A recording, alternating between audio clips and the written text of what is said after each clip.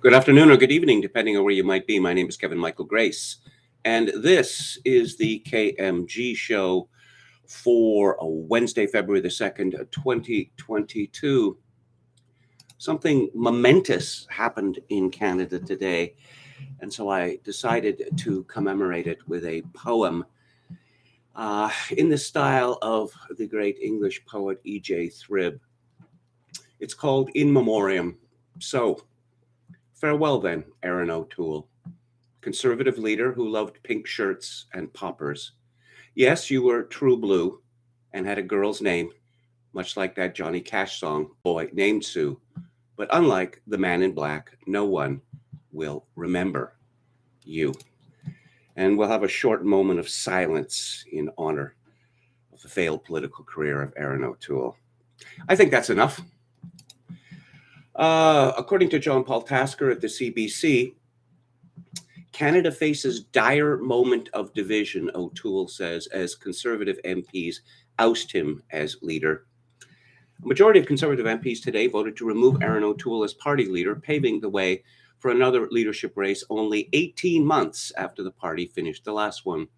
The result wasn't particularly close. 73 of the 118 MPs on hand voted to replace O'Toole with someone else. O'Toole, a four-term Ontario MP who has fought only one federal election campaign as the party's leader, will be replaced by an interim leader named later today after another caucus vote. In a resignation video posted to Twitter, O'Toole described his time as Conservative leader as the honor of a lifetime, before warning that Canada is in a dire moment of our history. O'Toole asked politicians and the next Conservative leader to recognize that our country is divided and people are worried. Divided and worried. All right. This is from Christian Pass Lang. At the CBC, Conservatives react with praise, pessimism to vote ending Erin O'Toole's leadership. Current and former Conservative MPs had mixed reactions to today's caucus vote. He's a friend. He's someone who served our country well over the years, said MP Ed Fast. Conservative House Leader Gérard Deltel described O'Toole as determined, generous with his time, always with a positive and constructive approach. Lisa Raitt, former deputy leader and cabinet minister, said she was surprised by the one-sided nature of the vote result. She said it left no room for Mr. O'Toole to say that he wants to take this issue to the membership. Well, poor Lisa Raitt doesn't understand how the parliamentary system works, because properly, it should be the caucus that elects the leader, not a bunch of instant party members, typically phantom Sikhs in Canada's case. I'm not making this up. Typically, every federal leadership race, well, that is to say for the Liberal, Conservative, and NDP parties, and many provincial races, certainly in my own province of BC and in Ontario and even Alberta, it is instant phantom Sikh votes that determine who becomes the party leader. The Conservatives got into this mess with not the last leadership vote, but the one before that, which was based on a ranked ballot of, I believe, 13 candidates. Yes, I've said before, you ask me what my favorite ice cream flavor is, and then I say vanilla, and then I say chocolate, and after that, I really don't care. But no, it was such a farce when the previous leader was elected that there was only one ballot. You only get one ballot, and the fellow who won got 20% of the vote. And they pretended, and the media went along with this farce that, oh, we've counted the first round. Now we have to count the second and the third and the fourth and the fifth, etc. When they could have run those ballots through and got the final answer within, 0.7 seconds. No. Delegated conventions are the only way for a party to end up with a leader who is embraced by the party. Every single internet balloting, remote balloting, ranked ballot ends with bitter controversies, both during the race about fake memberships or about memberships not being honored or the way they were counted or whatever. Every single one. But I guess the political parties have decided that it's better for television if this all takes place remotely. When I was young, people would go to some Canadian city, thousands of delegates, and they would vote until someone got a majority, and alliances would be made and loyalty would be earned, that sort of thing. No, but they don't want to do that anymore. And let's go to Andrew Coyne, Canada's leading right-wing columnist, who is in a state of high dudgeon. It's comical. It's not the leader Conservatives MPs need to kick out, but some of their own. Yes, the voice of the Globe and Mail. The report of the Conservatives' eternal review on the party's most recent electoral defeat presented to caucus last week blames a number of factors. The leader was too scripted. The party needs to do more to reach out to ethnic communities. The leader spent too much time in the TV studio, not enough on the road. The party needs to rebuild its voter database, etc., etc. There's some truth in all of these, but that's not why they lost the election. The party has much deeper problems than strategy and tactics, or its leader for that matter. The problem, rather, is that it is divided not on the basis of ideology or region, but between, as one might say, the grown-ups and the adolescents, between those with some elementary moral and practical judgment and those with none, between those who live in the realm of facts and those who seem increasingly to inhabit a fantasy world. In a word, the party's problem is extremism, which, though it does not define the party as a whole, is enough to taint the remainder. These are not mere differences over policy. There is room for debate over how to best deal with climate change. There is no serious dispute that it is actually happening. Whether vaccine mandates are wise policy is likewise a matter on which reasonable people can differ. Whether they are akin to Nazi experiments on Jewish prisoners is not. This is what makes the party's extremists so toxic to the public, not so much the substance of this or that position as the generally unhinged quality they exude. It would be difficult for any leader to straddle that divide. Erin O'Toole has probably done a worse job of it than most, campaigning first as the Take Back Canada candidate in the leadership race, and then as leader of the Liberal Lights in the election. Okay, all of this is mendacious. For the entirety of his journalistic career, Andrew Coyne has complained, that why doesn't the opposition party present an alternative? And whenever they give indications that they might be on the verge of doing that, Andrew Coyne starts howling about extremism. Climate change. Okay, the climate is always changing. So what? The question is whether we are responsible and whether carbon is mankind's eternal enemy.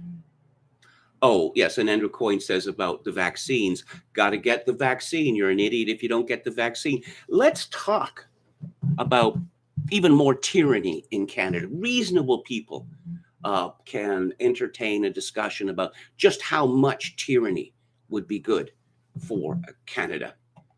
Coyne is he's the dean of Canadian columnists, and he has distinguished himself by being wrong about everything over decades. And these truckers showed up in Ottawa, and oh my God, death by honking. Poor Andrew Coyne. Let's hear from Tim Powers, who is a prominent Canadian PR spiv. That is to say, he is paid to dissemble. And he is was a longtime Conservative Party hack. This is in the Hill Times. Dear Conservatives, smarten up. Howling at the moon and mimicking the tactics of the People's Party of Canada are not winning propositions. Never mind that they are an embarrassment to the long, rich history of assorted federal Conservative parties in this country, which are all distinguished by not being conservative, at least not since John Diefenbaker. An open letter to the Conservative caucus. An open letter? What is this, 1957? The vast majority of you are well-meaning, decent, and enthusiastic public servants. You always do the best you can for the people you represent. As the official opposition, you work hard to hold the government to account and offer different options to Canadians. So it is with great puzzlement and a sense that the history of previous conservative movement struggles have been forgotten that I suggest you smarten up. As a reading of Canadian politics has consistently demonstrated, when conservatives engage in open warfare with each other, they lose ground. Okay. I would say, as presently constituted, the Conservative Party of Canada can never win another election. Never. Why? Because of immigration. Because successive governments, both Liberal and Conservative, have decided to replace Canadians with foreigners. Brian Mulroney brought in more immigrants than any other prime minister than in Canadian history, modern Canadian history. And the immigrants, the visible minorities, don't like the Conservatives. Maybe you've heard of the Steve Saylor strategy. Best to graze where the grass is. When Stephen Harper won a majority government in 2011, he got, I believe, 52% of the white Protestant vote in Canada, which is pretty decent considering there are 5 parties campaigning for votes. A populist party could do well in this country, but the Conservatives, no, they would never do that because they like losing. And when they're in power, which is rarely, they decide, let's not rock the boat here. Let's not roll back any of the horrible decisions made by previous governments. Oh, there are a couple of exceptions. But I think that Erin O'Toole's leadership of the Conservative Party was best noted by 2 things. One, on National Bullying Day or Anti-Bullying Day or something like that, Pink Shirt Day, he made his son, who appeared to be something like 9 years old, dress up in a pink shirt with some sort of slogan on it and make some ridiculous gesture standing next to his proud papa. I suspect that boy was thoroughly bullied the next day at school. And the second thing that best illustrates Erin O'Toole's disastrous leadership is deciding, no, we're not going to have a vote on a bill to criminalize counseling people against the sexual mutilation of children, because that might be embarrassing for some people. So no, unanimous consent, yes.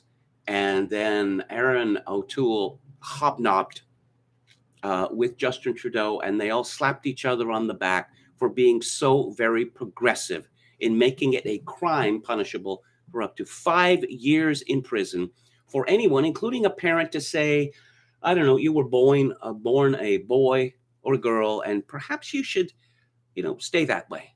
It's pretty radical steps you're discussing. And since you're only, 16 or 14 or 12 or 10 or 8, you're not really in a position to give informed consent. That is Canadian conservatism. Erin O'Toole. One of the probable leadership contenders is a man called Pierre Poilievre. And this is a story from True North, or TNC News.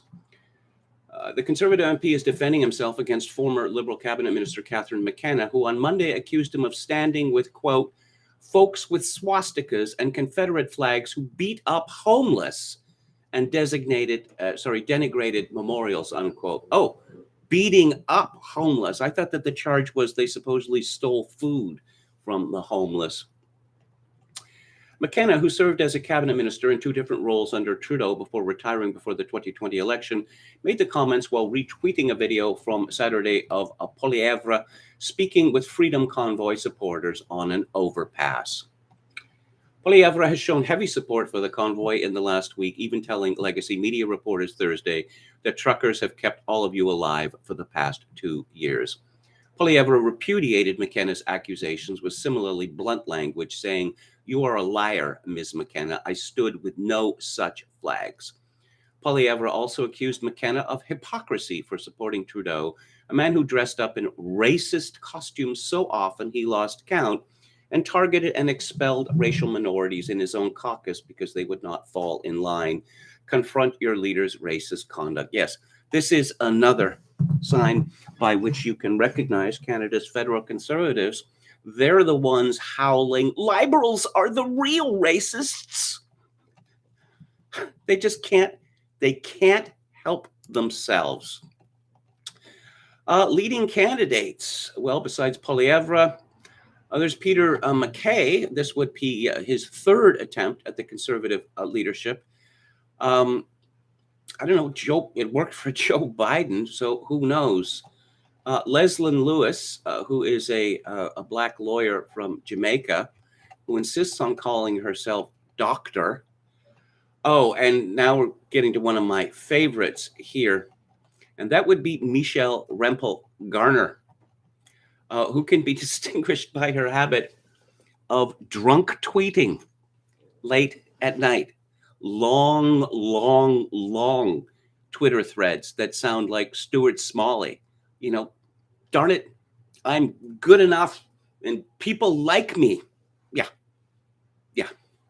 And of course, she poppers, just like Erin O'Toole. Erin O'Toole picked this up from her.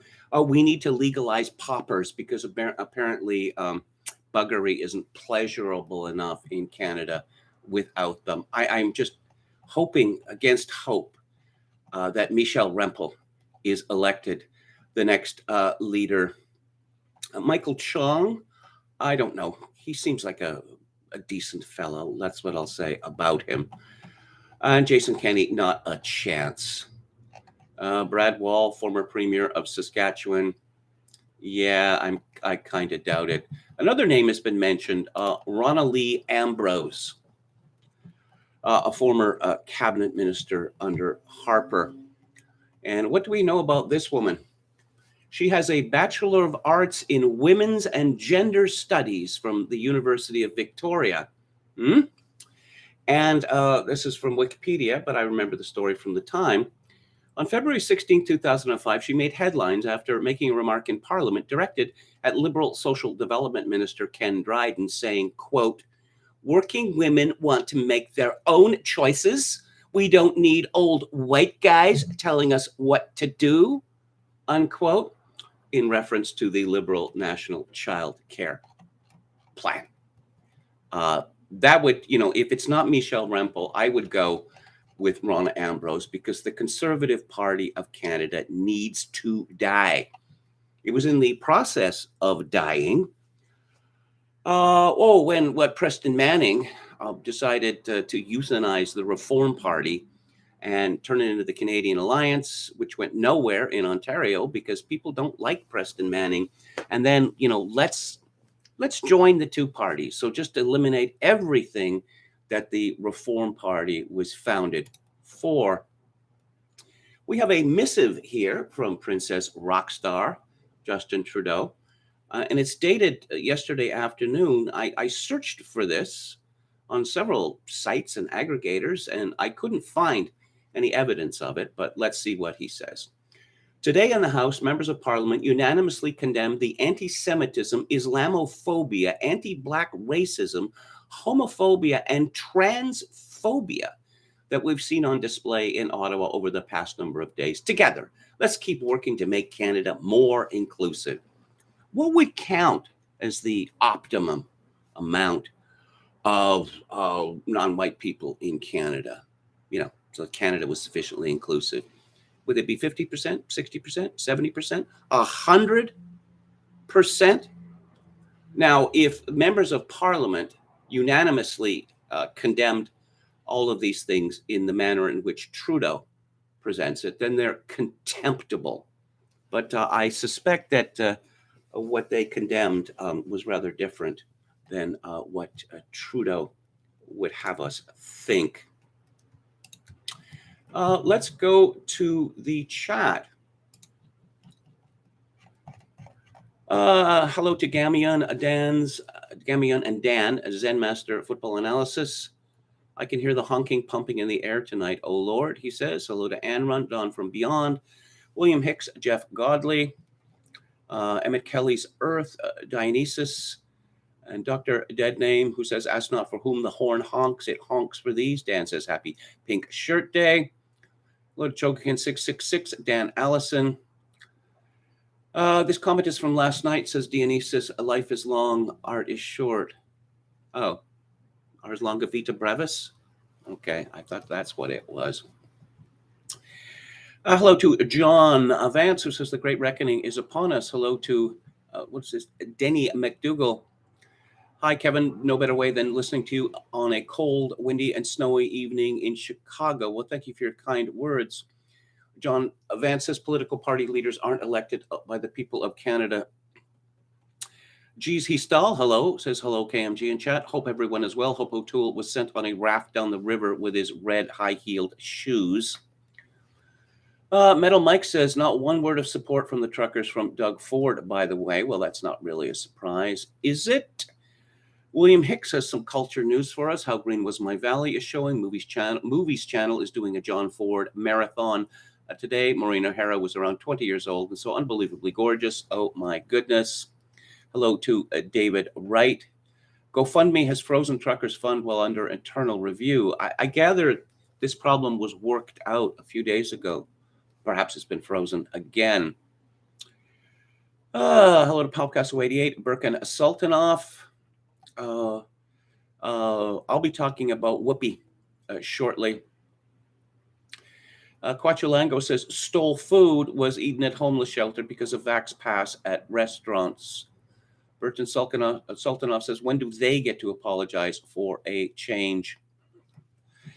David Wright says, that's what you get appropriating Jewish names, Karen. I will address that issue explicitly a little later. Dionysus says, I am guilty of drunk tweeting. Yes, I am guilty of drunk tweeting myself. Some Saturdays I wake up and sort of sheepishly look at the computer and whew, not that bad. But then again, I am not a member of parliament or former cabinet minister. Metal Mike says, how about Randy Hillier for leader? It is on his personal Twitter feed, Kevin, at Justin Trudeau. I thought it was fake screenshot, but he actually wrote that. Yes, I confirmed that myself. Preston Manning reminds me of the guy from the painting American Gothic, says Paul Casso 88. You know, I met Preston Manning many times. Wrote a lot about him, interviewed him many times. In private, he's very persuasive. He is one of the dullest speakers that I have ever heard. And worse than that, he uses these extended metaphors such that I literally had no idea what he was trying to say. The parliament is like, Canada is like, well, this is the foundation some house his sister had built or daughter had built or whatever. And then I sort of nodded off about 3 minutes into the speech, and I sort of about 5 minutes later, what, he's still using this house metaphor? My word. I was thinking about KMG comments about Tristan und Isolde. I learned the prelude for my ex-girlfriend, and she got restraining orders, says Dionysus. Hauper says, would Goldberg's exit package be called a whoopee cushion? Nice one. Okay, hello to Oscar Toe. Did you know the terpenes in pine smell keeps beetles and certain funguses off them? I did not know that. The end point of identity politics is all against all, says Burton Sultanov. Yes, I have been saying that explicitly for years. Okay. This is Craig Lord from Global News, a.k.a. the CSIS News Network. Prime Minister Trudeau says the federal government is working with the Ottawa police to put an end to the ongoing trucker protest in the nation's capital as officials brace for a resurgence in demonstrators in the downtown core this coming weekend. We will continue to work with law enforcement agencies to ensure that people are protected and to ensure that this protest, which is now becoming illegal, does come to an end, Trudeau said in French in the House of Commons Wednesday. Was he actually in the House of Commons? I don't see a picture of him in the House of Commons. I'll have to check on that later because, he was taken to a secure, undisclosed location, much like Dick Cheney after 9/11. Oh, no, we have to protect the vice president of the United States by making him disappear for how many weeks was it? Oh, and George Bush went to ground as well. Shameful display of leadership there. This is from Sarah Frizzell at the CBC. Ottawa's police chief says policing alone might not solve the ongoing volatile occupation of the city's downtown core that has lasted for nearly a week, and military aid might be necessary. Let's send in the army. I wonder how many of them would obey these orders. And, this is very amusing. I heard a rumor about this, yesterday or the day before, but apparently it's true. This is from Kane at Citizen Free Press. It says the video is incorrect according to CTW management. The rumor goes that the city of Ottawa decided to hire tow trucks to remove the big rigs, and they called a bunch of towing companies, and the towing company says, well, yeah, we'd like to help you, but everyone here's got COVID-19, so we don't have the manpower. I don't know whether that's true, but I'd like to think that it is. From the same source, meltdown of the year goes to honking victim. Very amusing video, which you can see at Election Wiz. That's WIZ. I haven't slept in 5 days, and Kane comments, the honking will continue until freedom improves. And there's a piece in unheard.com by Michael Kuenko, who is described as a writer on policy and politics. He is associate editor at American Affairs. It's called Why Canada's Truckers Will Lose. They're driving into a merciless political establishment. I do wish that when people write about Canada, they know something about it. Let's see. He writes, Trudeau Jr., like his father, is a promoter of official multiculturalism and is fond of uttering slogans like diversity is our strength. Well, more famous or infamous than that is that when he declared Canada to be the first post-national country. But as Canadian philosopher Joseph Heath has pointed out, unlike the United States, the Canadian government does not engage in race-based classifications of citizens. The census does not impose racial categories. Well, there are racial categories in the census.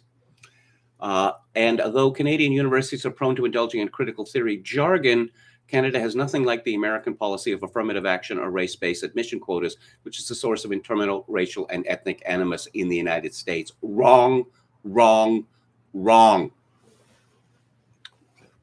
The risible Canadian Charter of Rights and Freedoms, if you look at Section 15.2, explicitly legalizes discrimination for the basis of affirmative action, discrimination against everyone except white people. And I believe in 1986, Prime Minister Mulroney decided it was time for Canada to have its own affirmative action. And yes, there are quotas in every federally regulated business in Canada, and that includes radio, television, banking, etc., etc. Here's more sialism.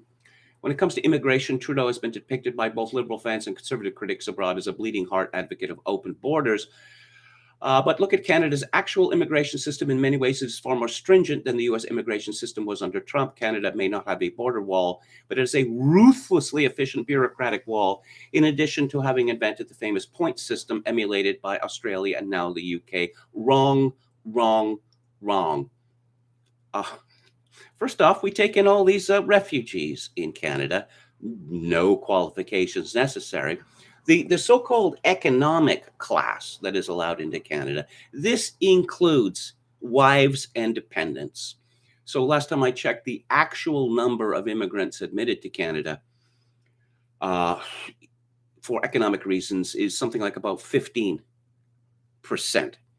And of course, oh, yeah, given that it's becoming increasingly difficult to afford housing in Canada, I mean, really incredibly difficult, let's bring in over 1.2 million people in the next 3 years, in a country of 38 million. Once again, these people don't know anything about Canada. They shouldn't write about it.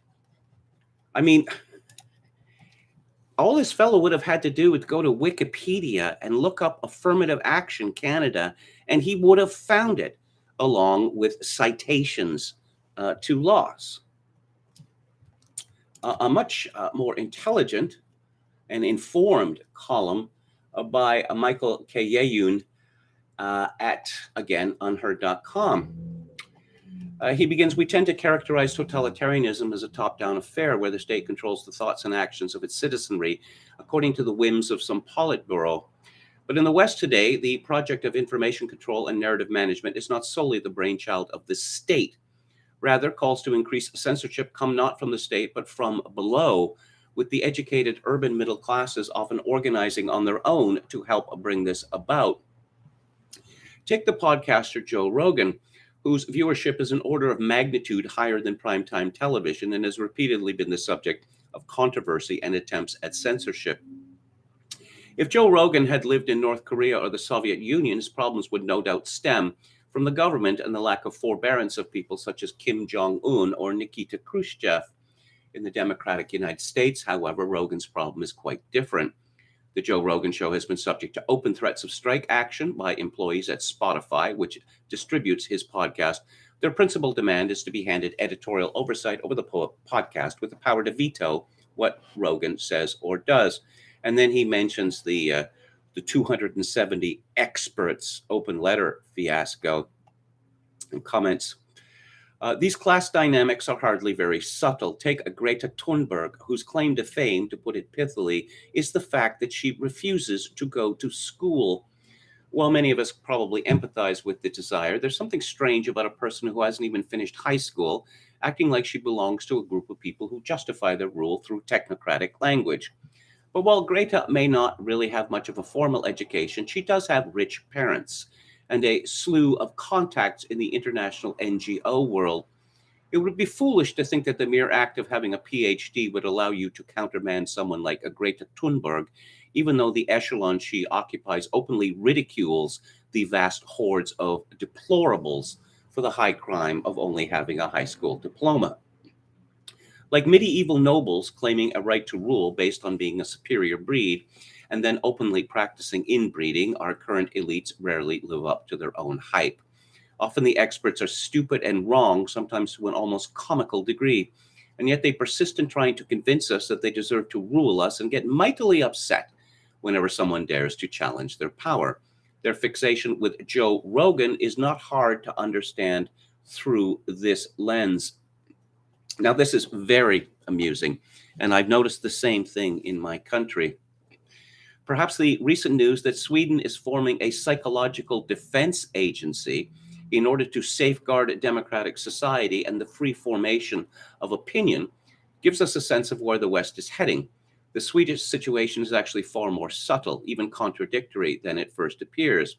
The MPF didn't really make much of a splash in Sweden when it was announced. It was, perhaps surprisingly to any foreign observers, not even lazily condemned as a step towards 1984 or a brave new world. By now, everyone in Sweden is quite used to new government agencies being launched left, right, and center. If it follows in the tracks of the new Agency for Gender Equality, which quickly devolved into a dysfunctional mess, boasting more employee turnover and workplace-related sickness than an infantry brigade in World War I, the MPF is likely to become a glorified jobs program for academic graduates with no clear mission and an utterly broken work environment filled with backbiting and petty office politics. In Sweden, government agencies are where political movements go to die. Well, in Canada, as you may have seen, whenever some agency is set up to deal with misogyny or indigenous rights or whatever, you next read in the newspaper about a climate of fear and oppression, with people bursting into tears all the time or demanding reparations from their employers. That's because all of these agencies are staffed by angry lunatics. But Tink Zorg continues. We can see this in the cultural revolution experienced by the country in the mid-2010s around the issue of migration. From 2015 to 2018, the entire Swedish expert class closed ranks, mobilized every single institution they controlled, and joined with the state in an attempt to combat so-called misinformation and prevent wrongthink on the topic of immigration. For almost a decade, the topic of immigration was transformed from one of actual material politics to one of competing narratives. The idea that immigration had costs and drawbacks was reduced to a mere story, a narrative being sold by the Sweden Democrats. If the experts came together and simply enforced the spread of a different story, anti-immigration populism could be defeated in detail. This never came to pass because, unlike how things work in the minds of the expert class, reality isn't just a story. If criminality is on the rise in your neighborhood and everyone knows that the criminals are newly arrived migrants, plucky attempts to fabricate rosy narratives will probably fall flat. But as the saying goes, when all you have is a hammer, everything starts looking like a nail. For most members of our so-called expert class, managing the discourse is exactly what they are trained to do. To illustrate how difficult the situation is, consider the fact that something uncomfortably close to half of America currently thinks the 2020 election was not legitimate. This is a narrative of events that has been fought ferociously by every prestige institution in America, not to mention the state itself.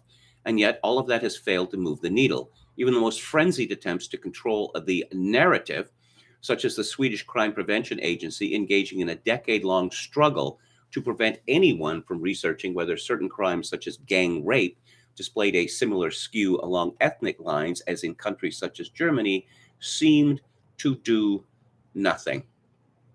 From my Scandinavian vantage point, it doesn't look like the victory of the elites is forthcoming. In Sweden, the activist veterans of our mostly failed cultural revolution against the ignorant deplorables are now rapidly being retired.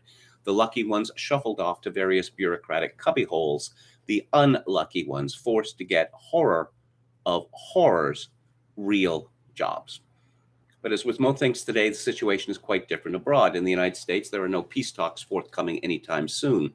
The desperate struggle between the expert class and those they purport to rule is likely to become even more feverish in the years ahead. For unlike the opinions and advice offered by today's experts, which tend to be as dishonest and contradictory as any old Soviet decree, open class conflicts have a tendency to stick around. And again, that is from unheard.com, unherd.com, by Malcolm. I'll spell his last name, Kyeyune. He is, I believe, half Nigerian, half Swedish. Very interesting fellow. And, how about this? This is, again, from Kane, a Citizen Free Press. Researchers at Johns Hopkins University have concluded that lockdowns have done little to reduce COVID deaths, but have had devastating effects on economies and numerous social ills. Lockdown school closures only reduced COVID mortality by 0.2%, based on, I don't know what narrow definition of mortality, but that is statistical static, worthless. I mean, a benefit of that little. So the latest from Ontario, this is from Carissa Wilson at CP24. Ontario reported 72 more COVID-19 deaths and under 3,000 patients in hospital with the virus, as both hospitalizations and ICU capacity continue to gradually decline. Let's look at the numbers for the latest who have been found to be infected. Ontario reported 3,909 new coronavirus infections today. Among the latest cases, 164 are partially vaccinated, 419 have an unknown vaccination status, 683 are unvaccinated, and 2,643 of the individuals are fully vaccinated. How do you like those jabs now, eh? And let's look at data. In ICU, unvaccinated cases, they claim to be updating this information, but they're clearly not. Hospitalizations by vaccination status, for the reason that the numbers are simply too embarrassing to the narrative. And let's see, news from, this is from Reuters, dateline Copenhagen. The BA.2 subvariant of the Omicron coronavirus variant, which has quickly taken over in Denmark, is more transmissible than the more common BA.1 and more able to infect vaccinated people, a Danish study has found. Well, some people predicted that this was going to happen. I mean, I was one of them. Let's go to Steve Kirsch's Substack. U.S. truckers got booted off Facebook. Facebook determined they violated their QAnon policies. How about that? U.S. truckers on VSRF this week. What is VSRF? Okay. I don't know what that is. And let's move on here to Eugipius and his Substack. Omicron, an original antigenic sin. This is from 8 hours ago. A small study of breakthrough infections provides further evidence that Omicron likely benefits from immune imprinting or original antigenic sin in the vaccinated. The authors, mostly from the University of California, San Francisco, and Berkeley, conducted neutralization assays on 144 plasma samples from 81 individuals, 63 of them double vaccinated and 18 of them boosted. None of the subjects had been infected prior to vaccination, but 53 suffered breakthrough infections. 39 of these breakthroughs were probably Delta and 14 were Omicron. The authors subjected the convalescent plasma of their vaccinated and infected subjects to live virus and virus-like particle neutralization assays. Basically, they introduced to the plasma either Delta and Omicron viruses or synthetic particles with key Delta or Omicron proteins to see how well the antibodies in the plasma neutralized these variants. The results are straightforward. SARS-2 vaccination against wild-type spike plus Delta breakthrough infection elicits an antibody response that is about equally effective against Delta and wild-type SARS-2. Against Omicron, however, the combination of vaccination and Delta infection is markedly less effective.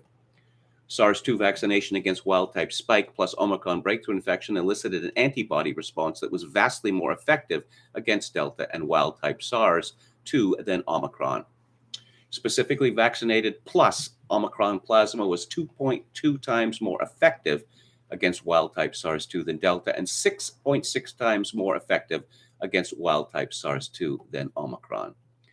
Yes, the numbers are very small. Antibodies are merely one aspect of immunity. This is very preliminary work, etc. Note also the figure that the authors don't compute for you.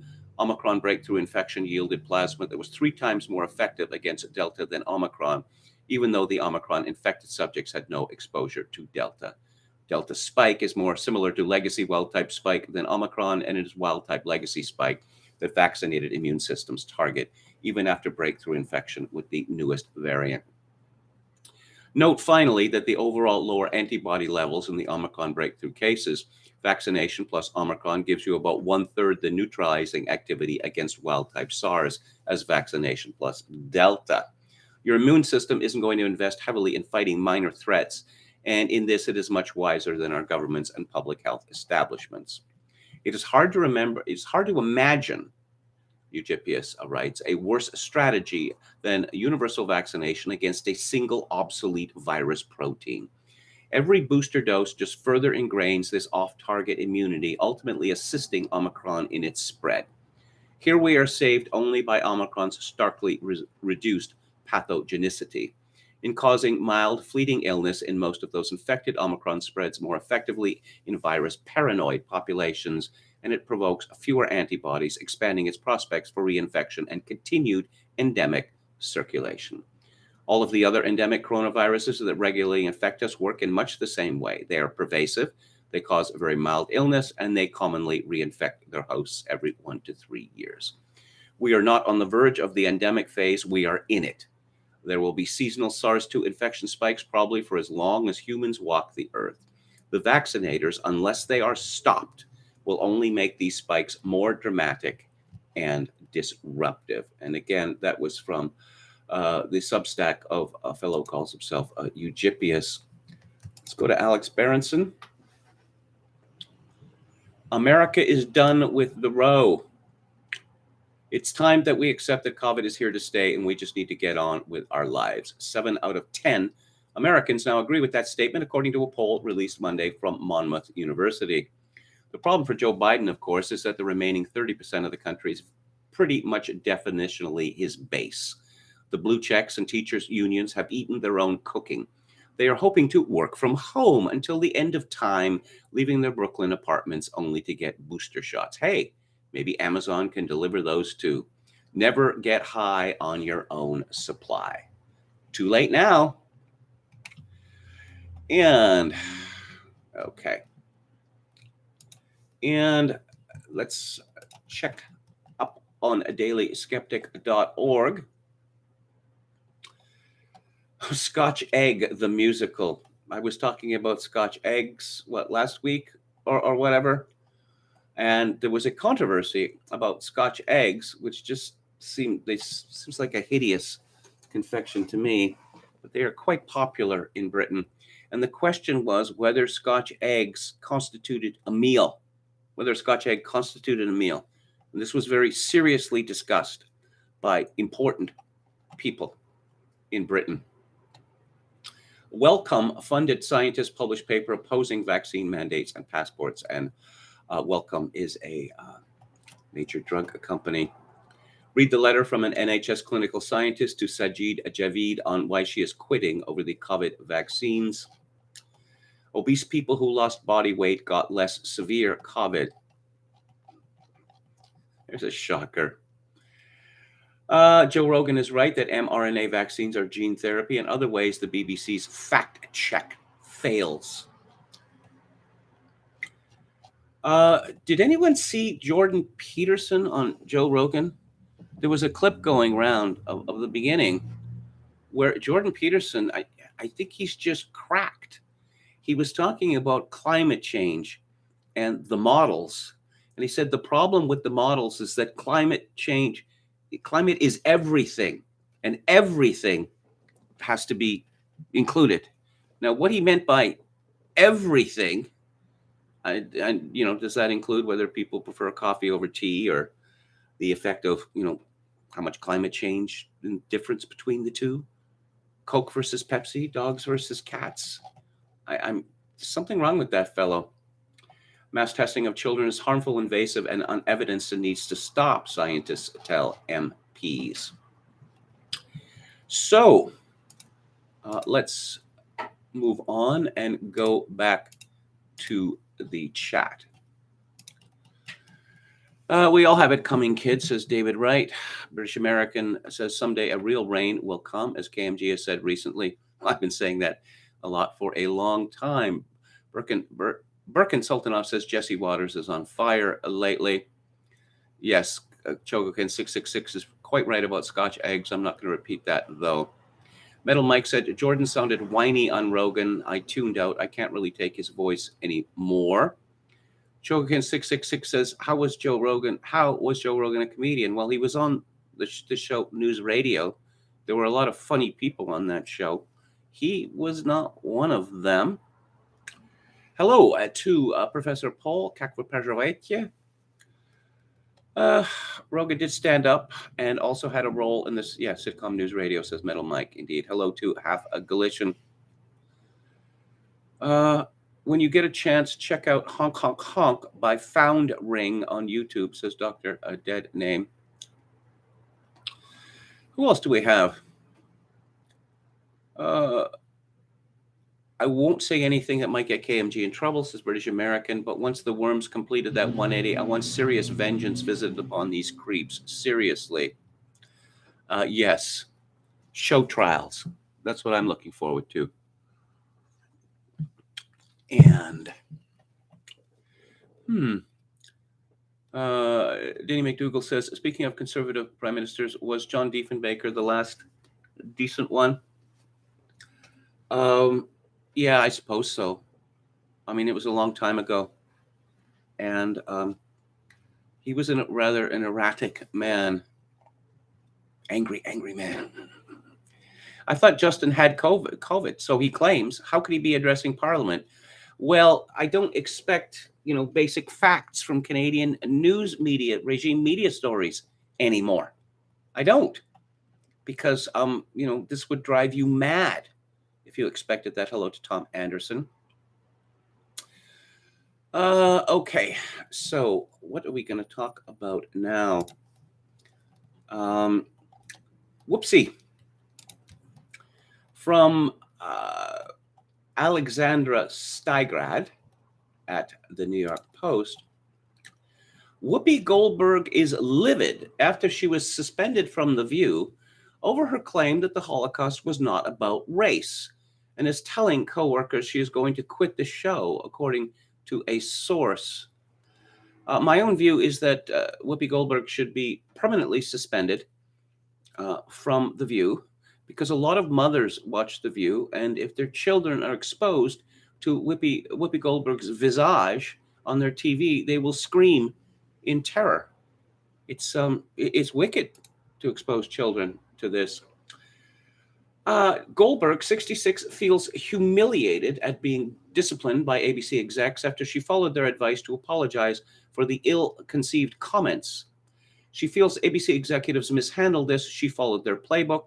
She went on The Late Show with Stephen Colbert and then apologized again on The View the next day. The source added that while Goldberg is taking the suspension hard and says she wants to leave the show, insiders believe she's just sounding off. Her ego has been hurt, and she's telling people she's going to quit. Suspension from The View is like getting suspended from Bravo. The bar is very low. Goldberg raised eyebrows, that's one way to put it, on The View Monday when she insisted that Nazis and Jews were both white. Okay, that's not what she got in trouble for. They are both white.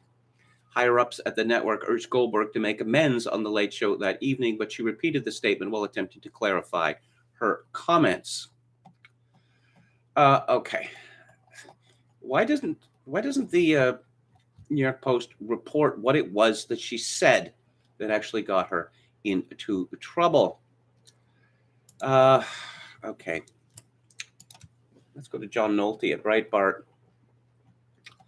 Yes, the Holocaust isn't about race, she said. This is white people doing it to white people. Y'all go fight amongst yourselves. The Holocaust isn't about race.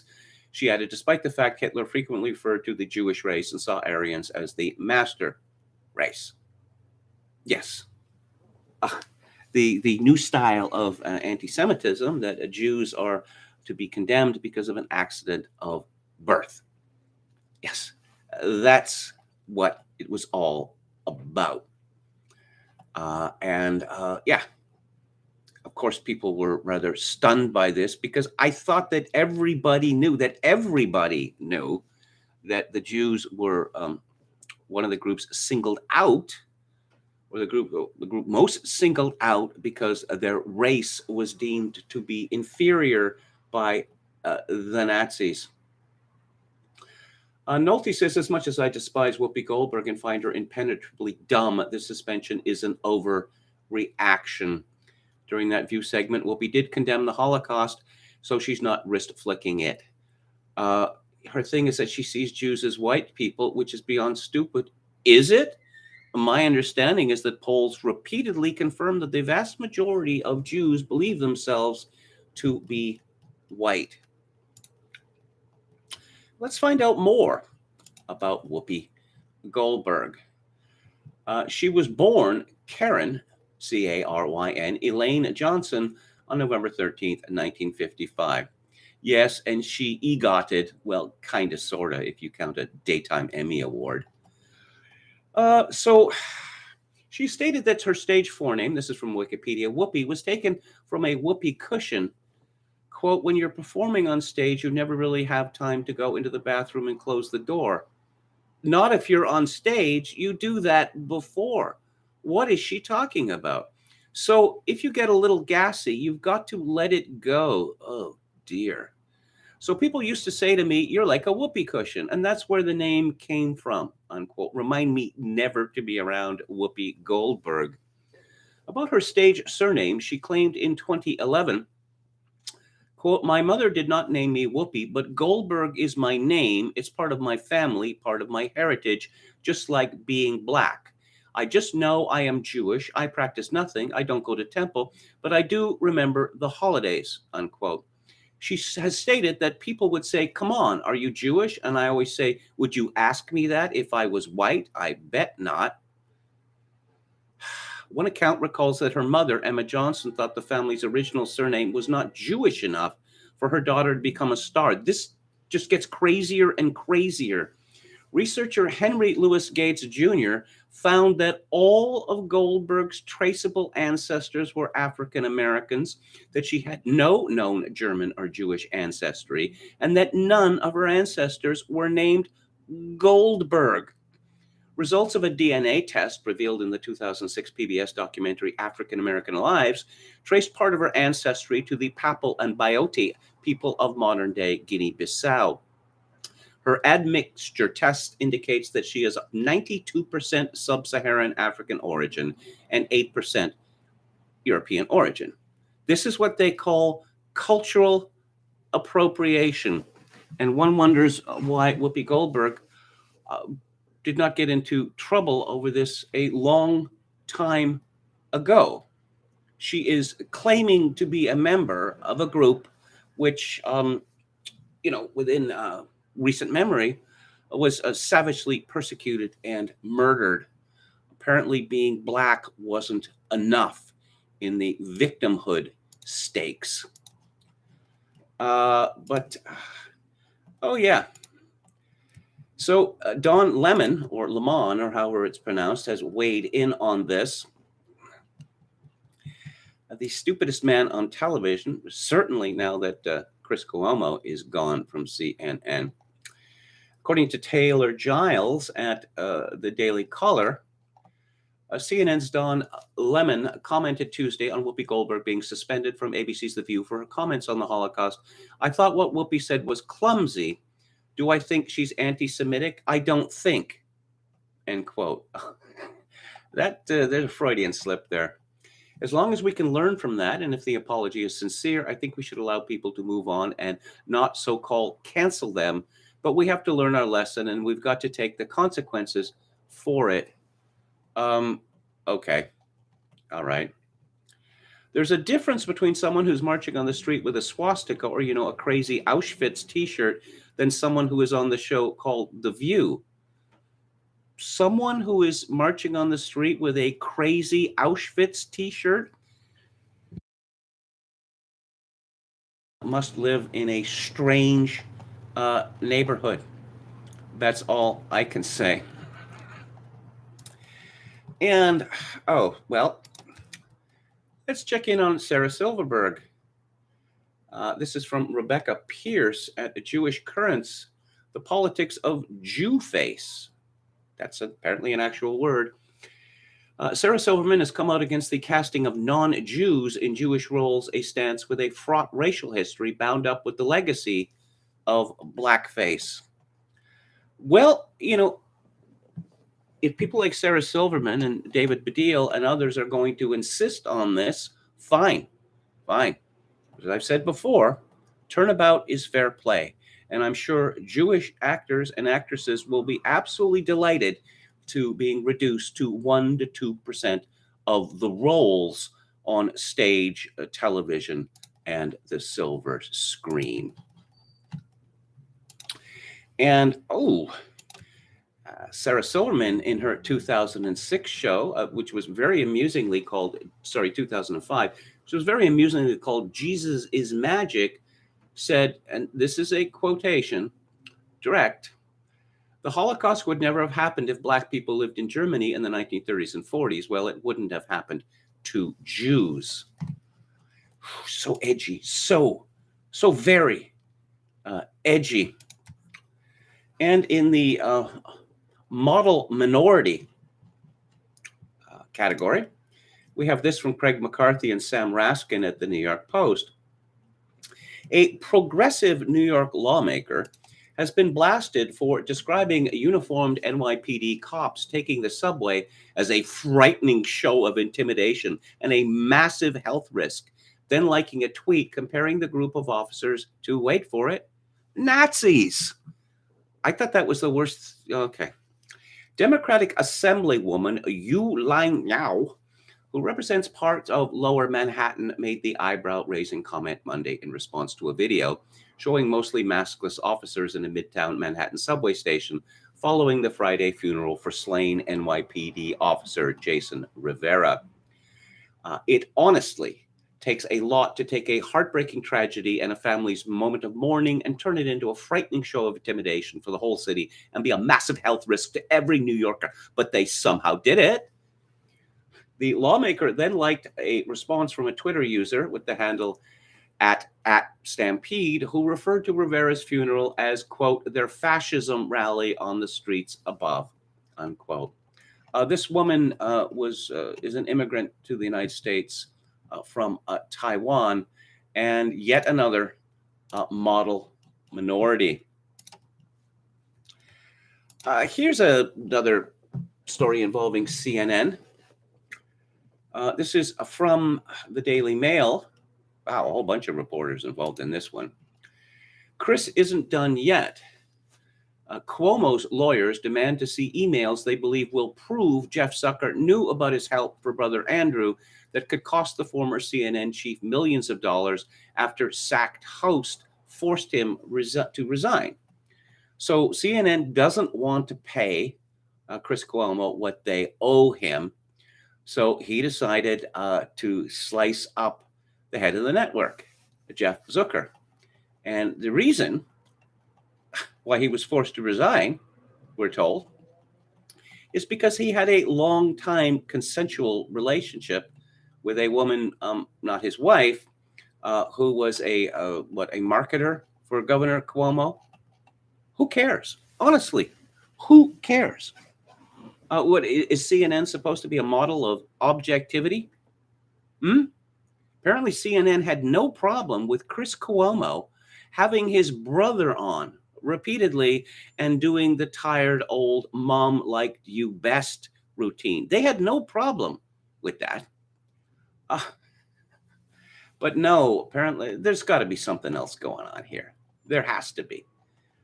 So yes, someone in the news business sleeping with someone in the politics biz, that's pretty much the norm, or, vice versa. I'm not a fan of Jeff Zucker. But on the other hand, when these media types start going for each other's throats, it's amusing. I'm going to return to Joseph Tinctor's The Collapse of Complex Societies, the study of collapse, Mesoamerica. Conflict theories have a distinguished history in Mesoamerican research, especially in the Mayan area, where peasant revolt models and variations thereon have enjoyed long currency. Sir Eric Thompson is most closely associated with this view, having argued that increased demands for services, construction, and food led to a peasant revolt that toppled Mayan civilization. Hamblin and Pitcher argue that intensive cultivation resulted in the displacement of peasants from their land, turning them into an agricultural proletariat. They cite graphic representations of elites dominating peasants and the post-classic mutilation of elite sculpted faces, but not those of commoners, in support of the peasant revolt scenario. More recent studies have concentrated on managerial theories, such as Wiley and Shimkin's ideas about inadequate bureaucratic response to the late classic stresses, ideas which are followed by other scholars Webb cites the resource strains attendant upon elite attempts to participate in long-distance trade. Cowgill implicates late classic militarism and interpolity competition, which led to population growth, overtaxation, and destructive wars. Lowe argues that agricultural degradation weakened the population at the same time that elite demands intensified. Katz involves internal unrest in the external overthrow of Teotihuacan. Millen, as noted, also invokes the internal discord. Blanton's idea Huacan dissatisfaction with the Monte Alban administration has already been discussed. Cowgill compares the breakdown of Teotihuacan to the Chinese dynastic cycle, with larger and more efficient bureaucracies allocating resources to themselves. Sound familiar? Leading to lower state revenues, exploitation of peasantry, and ultimately fall and restoration. Beyond the northern Mesoamerican frontier, De Peso assigns the destruction of the center of Casas Grandes to local revolt against foreign rulers. Peru, Lanning and Katz both suggest peasant revolt for the collapse of the Huari Empire. China. Chinese political thought, seconded to a great extent, or seconded rather, to a great extent by current historical research, has long seen conflict and mismanagement as the sources of dynastic collapse, i.e., since at least the Warring States period and the Confucian era. All great dynasties begin with initial prosperity and peace as land was brought back into production. Palaces, roads, canals, and walls would be built, and costly defensive lines maintained. But as imperial relatives, nobility, and the bureaucracy increased in numbers and grew used to luxury, more resources were allocated to the ruling class and less to administration. Because of increased expenditures and often a slightly declining income, each dynasty experienced serious financial difficulties within a century of its founding. Official self-serving and corruption would worsen, administrative efficiency would decline, and there would be more factional quarrels at court. Potential rivals of the imperial family became more independent. Burdens on the peasantry were increased at the same time that dikes and canals were allowed to fall into disrepair. Famines that previously would have been met from government granaries now would lead to starvation, banditry, and peasant uprisings. Inadequately maintained frontier defenses crumbled. Provincial officials and their armies began to defect. The resulting wars would clear the slate for a new dynasty. Within this broader process, Lattimore has implicated a social system that emphasized large families, while the economic system provided no activities for surplus labor. Agrarian depression was the inevitable result. Boserup argues the contrary view, that there was insufficient labor to maintain irrigation systems, peasants were consequently overworked, and upkeep of investments was thus neglected. Mesopotamia. Norman Yaffe argues that in the old Babylonian period, losses of conquered territories and revenues were met by intensification within the remaining territories and by proliferation of new offices and ranks. This may have been an attempt to administer the crown lands more intensively, but only aggravated the problem.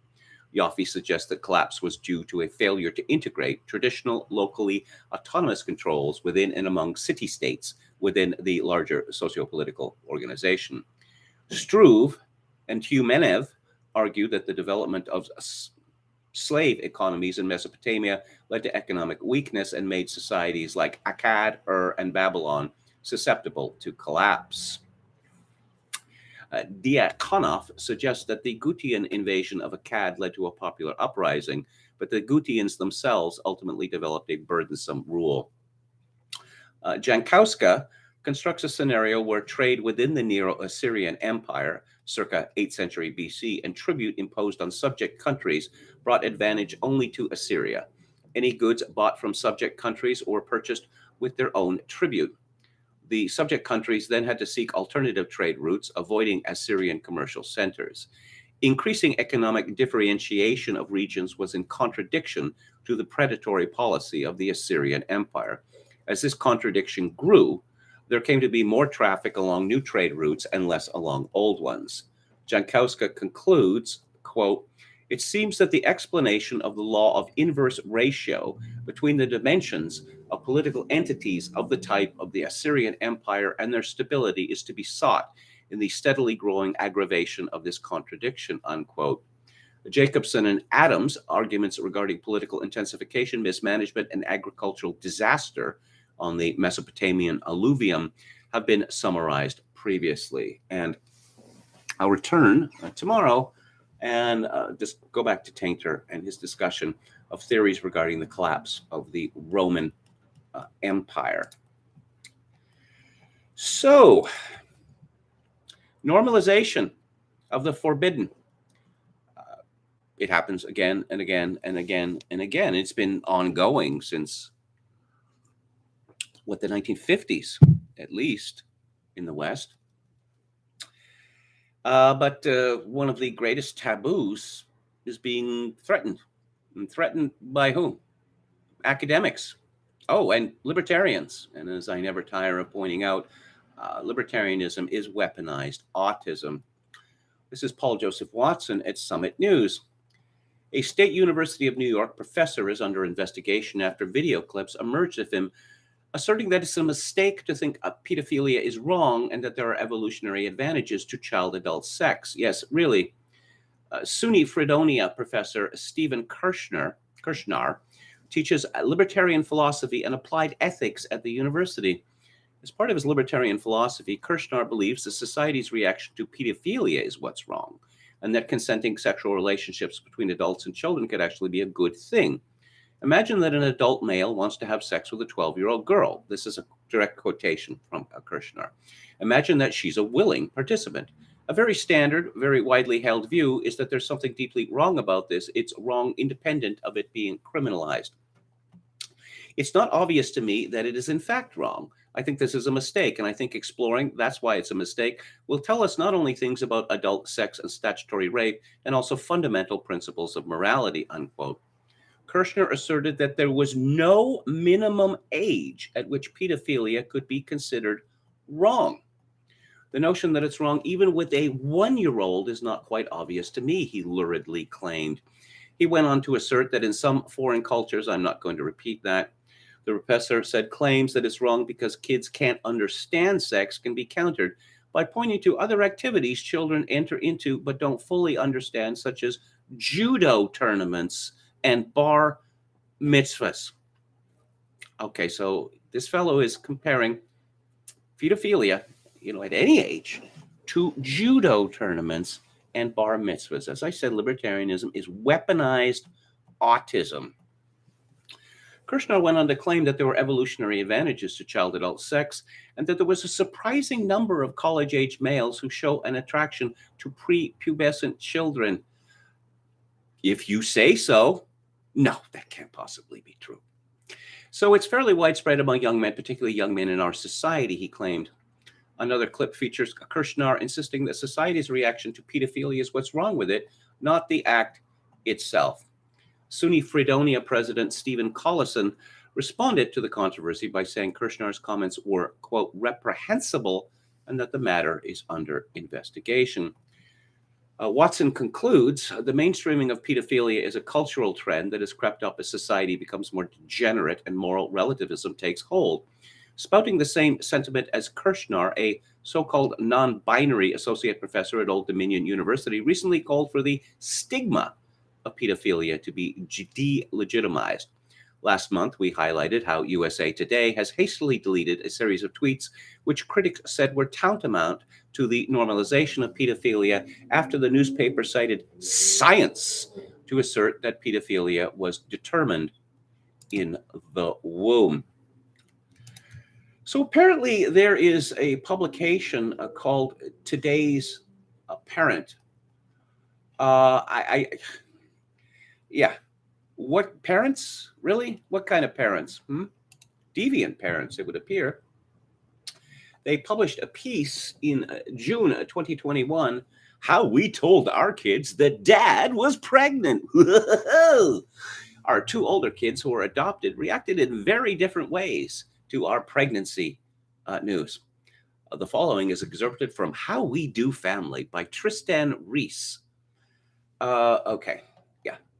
Men cannot bear children. That's simple. Here's an idea of what the CBC thinks is a news story. This is by Bobby Christova. Transgender student says teachers keep using wrong pronouns and name and wants more done about it. It made me not like school and not want to go there, says grade 8 student in Hamilton. Alex is a grade 8 student, and they're not giving his last name so as not to identify him. There is a picture of him, a large picture of him, where he's this chubby person who looks like he has a dyed poodle on his head. Instantly recognizable. It's been more than a year since Alex came out as transgender. Alex said that when they first made it public while in grade 7, so he was 13 years old. At Dr. J.E. Davey Elementary School in Hamilton, many students and their teachers weren't supportive. Alex said that they still don't go a day without being misgendered by teachers and students. They added, unlike students who have reportedly been suspended, none of the teachers seem to face any consequences. Golly, it's not as if these trans kids are at war with the world. No. They're all thoroughly sane, well-balanced, centered, one might say. The issuing of misgendering is important, as transgender people have higher rates of suicide and mental health issues than others. Yeah, I wonder why that might be. A recent study led by the Center for Addiction and Mental Health in Toronto suggests such concerns are linked to the discrimination they face. Alex acknowledged that being misgendered or referred to by their former name, an action known as dead naming, has impacted their mental health. Alex said that while anyone may make a mistake, some teachers have consistently misgendered or dead named them. Alex added that when they and their fellow classmates ask for the mistake to be corrected and for an apology, the teachers are dismissive or appear annoyed. With a few teachers, it kind of feels like they're doing it on purpose, or they're not trying at all because they do it a lot. And if I correct them, they kind of go like, yeah, or brush it off, Alex explained. Some teachers also haven't bothered to correct students or who misgender or dead name their peers. In one case, Alex said they quit the volleyball team because the coach repeatedly misgendered them. Alex and their mother, Tanya O'Connell, where's dad? Is there a dad in this picture? Said they're aware the school is doing work behind the scenes and training teachers to be more inclusive. It's unclear exactly what training teachers receive, but the family also says that in most cases, there doesn't seem to be any reprimand for teachers who continue to refer to Alex in the wrong way. When asked for an interview for comment, the Hamilton Wentworth District School Board declined the request. Alex says the school has at times been sluggish to respond to concerns about bullying. In recent years, the Hamilton School District has grappled with bullying that has gone unchecked many times, as indicated in a report published last year. Alex brings up a recent example which involved showing their teachers screenshots of a group chat on Snapchat. Those screenshots, viewed by CBC Hamilton, and I hope they received counseling after this, appeared to show a student using homophobic slurs. When they initially flagged this, Alex said the response from the school was that it couldn't follow up because it couldn't control what students did online. Smith would only say the school was working with families involved and was committed to finding a resolution. About 2 weeks later, Alex said the school suspended the student. There's a win for Alex. I shouldn't have to get angry for them to do something, O'Connell said. What Alex is experiencing is traumatic. And that expert says school boards need to do better. Another expert, Faye Johnstone, spelled F-A-E, executive director of Wisdom to Action, an Alphabet People consultancy firm, it's big business now, has worked with Ottawa's public school board to improve inclusivity. Well, that's heartening to know. Yes, this is obviously Faye, F-A-E, is obviously a low-effort trans person.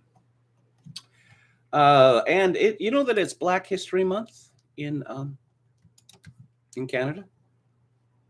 I'll get to that shortly. Yes. Universal Mental Stupidity File. This is from the CBC.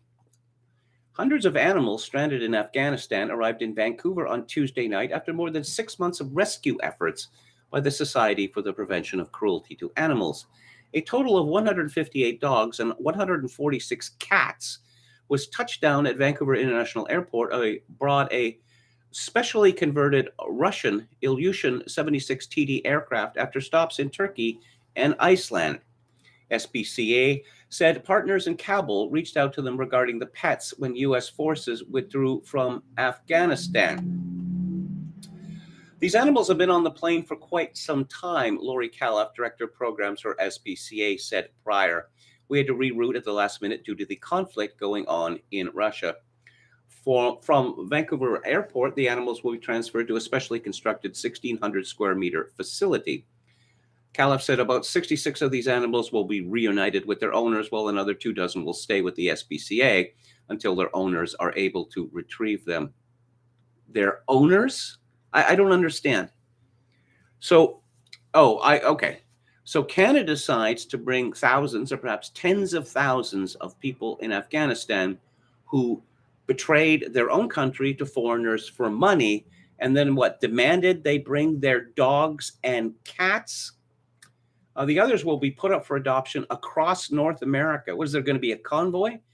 We know what happens to animals who are not adopted in these shelters. They are destroyed. So what the SPCA is taking animals, domestic pets, halfway around the world in order to kill a bunch of them? Is that what's going to happen? Yes, Black Education Month. And the CBC is all over this, as one would expect them to, because the CBC is in no way a news organization which is devoted almost entirely to minority concerns. No. That would be defamatory to say that. This is from Julia Wong at CBC. These Edmonton students are educating their peers about Black issues. Black Students Alliance at an Edmonton high school started last year has encountered some resistance. At one Edmonton high school, students are taking the lead in educating their peers about Black history and issues that matter to their community, with topics ranging from microaggression to mental health to success stories about Black history. The Black history in Canada, because there pretty much isn't any. Certainly little to speak of before the 1970s, the late 1970s. Strathcona High School's Black Students Alliance launched last year. Growing up, my father, he's a Black man, and how I saw the struggles that he went through in society and life. What? Said Caitlin Teteweo, who's a grade 11 student. I thought I could be part of the charge and work towards a greater cause. For Black History Month, the students decorated the halls with posters reading, "My voice will be heard, and our collective power is immeasurable." They're also planning guest speakers, virtual activities, and slideshows about politics, music, and athletics within the Black community. As a group, the students brainstorm research and create a variety of content through the school year. Are they doing their own research? I thought that was forbidden. Since its inception, the students themselves have organized a number of initiatives ranging from live stream conversations with Black community leaders to movie nights where Black issues are discussed to podcasts that cover a range of topics, including mental health stigma in the Black community. And this is somehow my fault. I think it's definitely a lot more genuine because it's like questions that we want to hear and the answers we want to hear. Yeah, the answers you want to hear in a really digestible format, Teta Weo said. And yeah, systemic racism. Yep. Going to be a lot of talk about that. The pushback really what pushback? Just helped the group realize that we needed to get our message across, said grade 12 student Tony Gordon, a founding member of the Black Students Alliance. Yeah, okay. But something very bad happened at this high school not that long ago. Something very, very bad indeed. And I'm going to talk about that now. Black student organization, of course, that's a wonderful thing. Asian student organization, Chinese student organization, whatever, all wonderful things.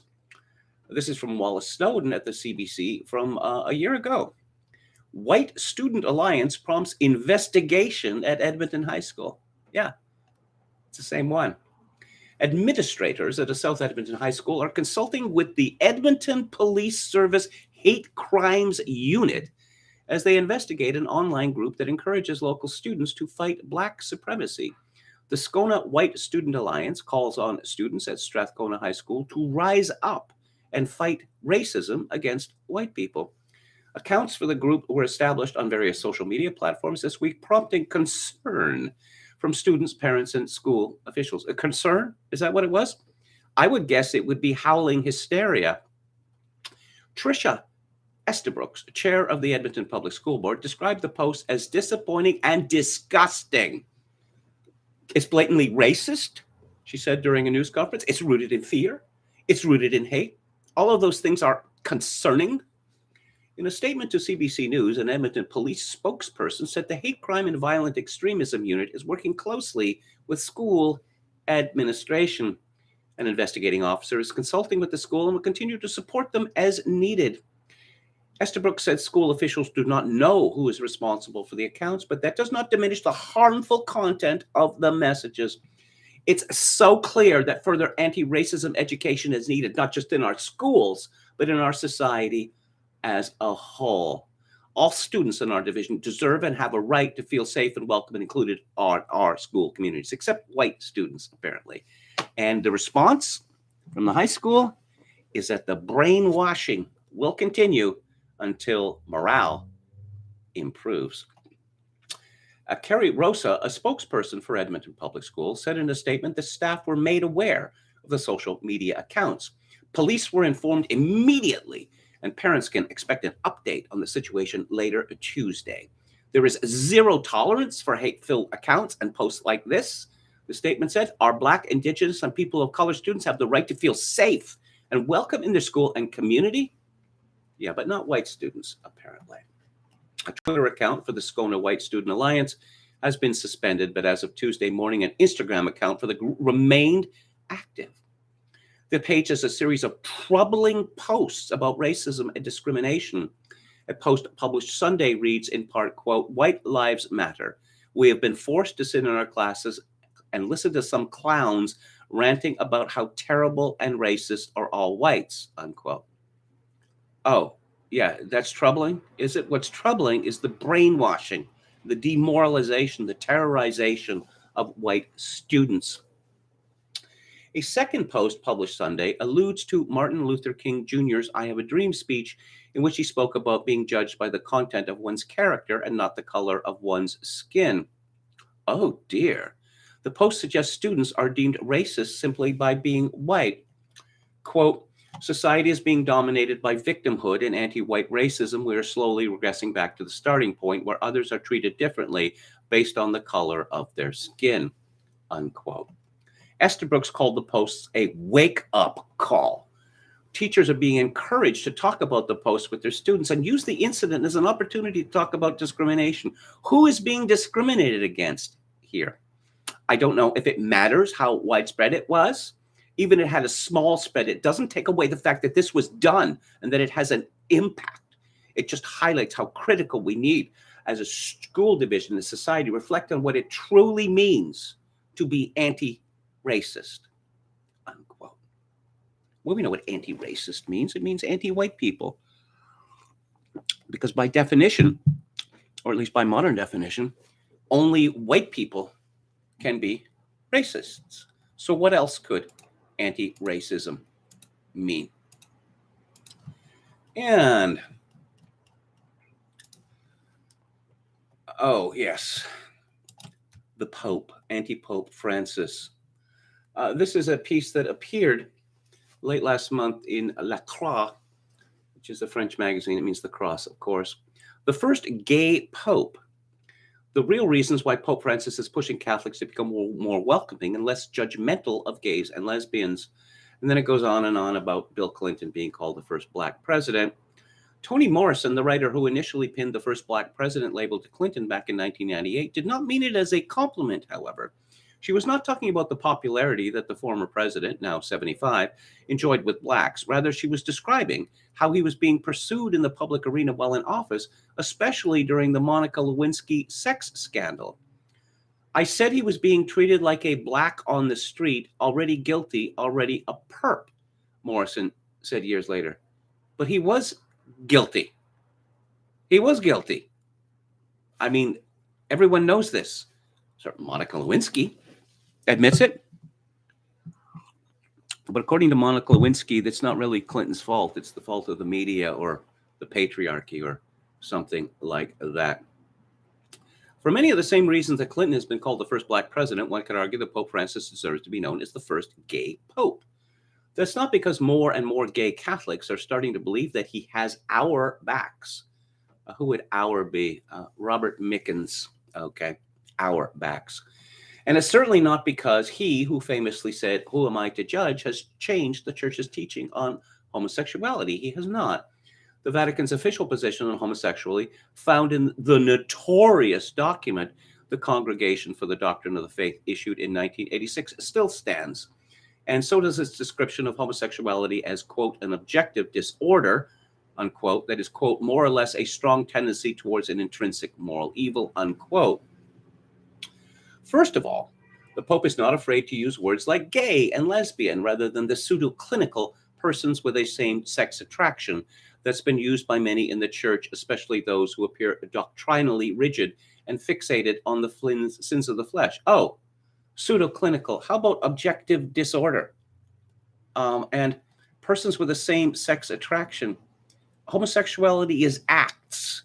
It is not attractions. This is this so-called sexual orientation canard. So, second of all, he's not afraid to be seen as someone who is accepting of and friendly towards gay people. So while the Pope has changed nothing in terms of official law or teaching, he has, in a real sense, changed everything in terms of attitude and ethos, just by his personal approach to gay people. Francis has done more than any pope since the so-called sexual revolution of the 60s, when people started to begin identifying more openly as homosexuals to promote the rights and dignity of gays and lesbians within the Catholic Church. Here you see O'Mickens conflates gays and homosexuals. They are not the same thing. And this has freed more priests and bishops who would have been careful to appear as gay-friendly, even up to a few years ago, to imitate the Pope's style of openness and acceptance. That's not to say our Jesuit Pope has been sympathetic towards all the categories of people that are part of the alphabet soup known as the LGBTQ plus community. Oh, well, I'm sure that's coming. For instance, he actually said, even if unintentionally, some rather hurtful things about people who identify as transgender. Nonetheless, he's had private meetings and shared correspondence with at least one or two transgender persons. A lot of very good and informative articles have been written about how Francis has been changing the way the church sees and treats homosexuals exclusively by his own positive example. It is really quite remarkable when you think of it. Not every day does an 85-year-old Catholic bishop from Latin America say, "Who am I to judge?" in reference to gays. Okay, he was actually a mere 76 when he made that remark back in July 2013. But even as he's grown older, he's continued to stick by it and expand on it. What many people seem to have forgotten, however, he was speaking specifically about gay clerics. The question he was asked concerned one of his close Vatican aides, a priest who had been discovered to be in a homosexual liaison or stable relationship during service at the papal nunciature in Uruguay, and whether there was a gay lobby in the Vatican. You must distinguish between the fact of a person being gay and the fact of someone forming a lobby, because not all lobbies are good. The one alleged to be at the Vatican is not good, Francis said. Then he made the best known and most quoted comment of his pontificate. Yes, that is so revealing. If it's true, if someone is gay and is searching for the Lord and has goodwill, then who am I to judge him? He asked. Previous popes have largely avoided speaking about homosexuality in public, but when they have done so, they've displayed an embarrassing lack of emotional intelligence, certainly on this issue. That is obviously not the case with Francis, and there's a logical explanation for this. He knows that there's a large percentage of homosexuals among Catholic priests and bishops, and like the rest of us, he also knows there are and always have been homosexual cardinals and even past popes. How could such a perceptive man not know? He spent much of his life educating young priests and seminarians, and almost all of it in the clerical club that he largely rejects. Though it's considered a taboo to speak of homosexuality among the church's ordained ministers, Francis has begun, even just a little, to break the silence. And there are likely two reasons he's done so. First of all, to ease the conscience of those clerics who have admitted they are gay and want to continue faithfully serving God's people. The attitude that the Pope has displayed towards gay people can only be a strong affirmation for these men whose very church has told them that they are seriously and fundamentally screwed up. And second, to challenge the hypocrisy of the self-loathing, homophobic homosexuals in ordained ministry. The Pope's attitude unmasks their judgmentalism, and hopefully it can lead at least some of them to deeper reflection, greater self-honesty, and conversion, to accept themselves and others they now condemn. The United States' first Black president was eventually succeeded in the White House by a real African American. The church, on the other hand, has been led at times, even in relatively recent history, oh really, by popes who would surely be considered homosexuals by today's understanding of the term. Mickens concludes, but none of them ever dared to say the things the first gay pope has been saying these past several years. He still has a ways to go, but many alphabet people, Catholics, are ready to accompany him on the journey. So here we have a thought piece of several hundred words about the Catholic Church and homosexuality, and it does not mention the fact that the so-called lavender mafia within the church has not only cost the church billions upon billions of dollars, it has destroyed the reputation of the Catholic Church. That Catholic priests are now seen reflexively to be pederast abusers. That's quite a recommendation for homosexuality in the church, isn't it? The John Jay study, the official John Jay study into this, determined definitively that the vast majority of clerical abusers in the Catholic Church in recent decades were homosexuals, the vast majority. So yes, it's definitely homosexuals should be given even more power within the Catholic Church. Yeah. So no, why would I mention the pederast scandals in the Catholic Church? I mean, what does that have to do with homosexual life? Yeah. Let's go back to the chat. And here we go. Okay, Frothing Fanboy says, just joined. Did anyone mention that Erin O'Toole was once wearing some red high heels in aid of some cause or other? Yeah, that rings a bell. Let me just search this here. O'Toole high heels. Okay, what do we get? Do we get anything? Yes, we do. This is from something called Aznahi Rohim, or maybe that's a person. I don't know. Erin O'Toole high heels. Erin O'Toole is trying to rebrand the Conservative Party. Will it work? Okay. Rebrand the Conservative Party as what exactly?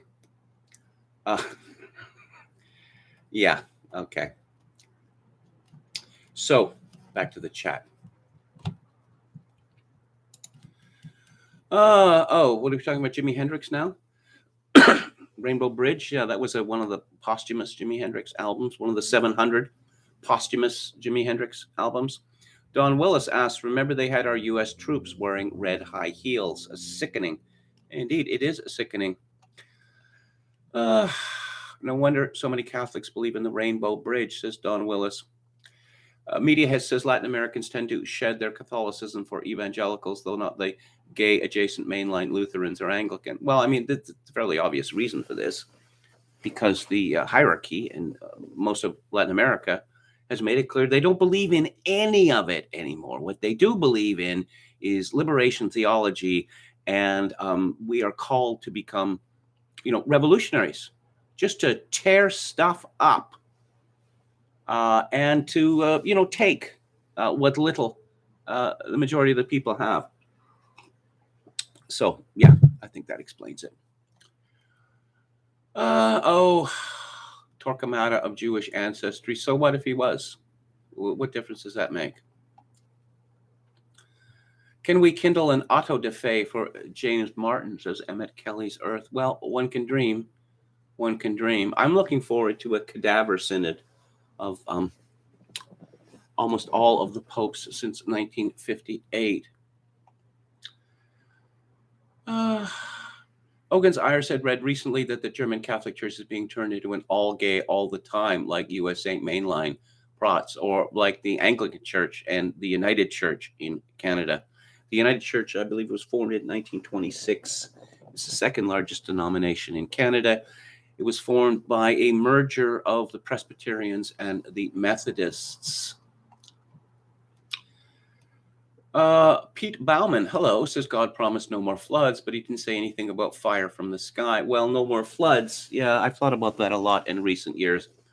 Since the Lavender Mafia has stolen the rainbow. They've expropriated the rainbow and turned that symbol, which of course is symbolic of God's promise to Noah, into a badge for perverts.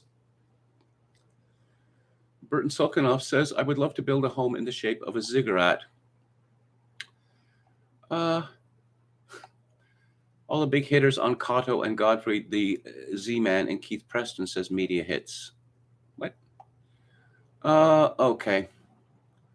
When the Canuck began to hate, says Dr. Dead Name. Some of friends in corporate America say black anything, even the mere mention of the color is problematic, says Don Willis. Okay. Ogan's Iron says KMG public mental health is coming and Trudeau hopes to apply the lessons learned from the pandemic. Emmett Kelly's Earth says, have you thought of reviewing Eric Klein's book, 1177 BC, The Year Civilization Collapsed? Thank you for reminding me. I have thought of that quite a few times. I've just never got around to it. In fact, I'm just going to write that down right now, so it will be in front of me. There we go. Thanks for that. Okay. Chokakin 666 says big fight in Ankara between Turks and Syrian immigrants, purportedly due to the Syrians not appreciating dog walking. Perhaps, I don't know. Just ask a test. Not that I think that any of these people should be in our countries anyway. How do you feel about dogs? If they react in that manner, well, you're not coming to our country, okay? Because because we like dogs here, okay? Of course, you could ask them what they feel about, rape, say. That would be another tell. But no, we don't want to do that. Choking 666 says, can anyone recommend a good historiography? Do you mean history or biography of Pontius Pilate? Huh. Okay. And yes, everyone comes across these stories all the time, right? And they typically have a cell phone video attached. And just as this story by Pilar Arias at Fox News, massive brawl at Pennsylvania Gordon Corral involving 40 people erupts over steak. Police working to determine cause, who was responsible. I thought the cause was they ran out of steak. There was two parties in line waiting for steak. Someone had cut in front of them and started being picky and finicky about the steaks and taking too long. And then somebody else spoke up and said something I guess the other party didn't like. Then it just looks like it turned into an all-out brawl, former employee Dylan Becker said. Whenever I read headlines of this story, I think if I watch the video, there's going to be a lot of weaves. There's going to be a lot of weaves in the video, and this one does not disappoint. Once again, turn your phone sideways. Turn your phone sideways when you're taking these videos. Yes. And I think finally, I'm going to talk about a riposte against the cult of ugliness, which is transforming our society for the worse. This is by Kylie Zempel at The Federalist, and it's called Girls, It's Okay to Be Beautiful. Don't let social movements shame you for pursuing and appreciating beauty. It's not an unrealistic standard. It's exactly what we were created to be. She begins, "It was by sheer happenstance that I stumbled upon the month-old interview clip of Billie Eilish. I paused to watch not because I'm a super fan of her music, but because her fresh and natural appearance caught my eye, and her attitudinal change kept my attention. She looked beautiful, and her easy laugh and honest reflections exuded confidence. Of course, I'd seen the once moody and neon-haired star dressed in old Hollywood glam on the cover of Vogue and at the Met Gala, but this wasn't a single photo shoot or an occasion for one-off fashion experimentation. This was just Billie being herself in front of the camera. It was Vanity Fair's fifth annual interview with the young star. Each year, the magazine recites the same questions about the artist's influences, the size of her following, who her confidants are, and how she feels about her style. Then they merge these videos and catch Eilish's reactions to her old self and current answers. At just 19, a bright and breezy Eilish simultaneously laughed off the follies of herself yesteryear and exposed past insecurities. Instead of rattling off mega celebrities, when asked who she goes to for advice, Eilish confidently replied, "It's her mom." And instead of hiding behind a grotesque style and cool detachment, the artist's cute blonde bob was accompanied by free-flowing laughter. It was lovely. It was as if the young star, among many other developments in her life, had internalized a truth that's fallen out of favor with many people, especially those on the political left, and particularly among Eilish's predecessor millennial generation. Girls, it's okay to be beautiful. A convergence of the Me Too movement, the body positivity movement, multi-wave feminism, the smartphone generation, and the sexual revolution has left women confused, and frankly, it's left them uglier. It's left them uglier not only in attitude, we've all seen that from the disgruntled women in pussy hats screaming profanities at inanimate government buildings, although that's part of it. There's nothing attractive about misplaced and uncontrolled anger, whether it comes from men or women. But it's also left them physically ugly. This unattractiveness comes in many forms. Sometimes it's intentionally unflattering clothing or makeup. Other times it's grotesque haircuts, such as bizarre shaven spots that look like a bad lawn mowing job, or nonstop bedhead or flaunting body hair. Not to mention, it's created aggressive opposition to the appreciation of beauty. Take a look at this PhD in psychology today, lecturing adults on why we need to stop telling little girls how pretty they are. This is hardly an exhaustive list of this modern defiance because the non-beautiful is always rearing its head in new ways. But like I said, this phenomenon has emerged thanks to quite the confluence of factors. For instance, body positivity concluded rightly that women of all shapes and sizes should recognize their self-worth. The movement wrongly swung to the extreme of glorifying obesity, such as on the cover of Cosmo and every other major women's magazine and advertisement. Here's obese star Lizzo celebrating more weight gain. Likewise, the sexual revolution gave a thumbs up to exploitation, and feminism endorsed the masculinization of women.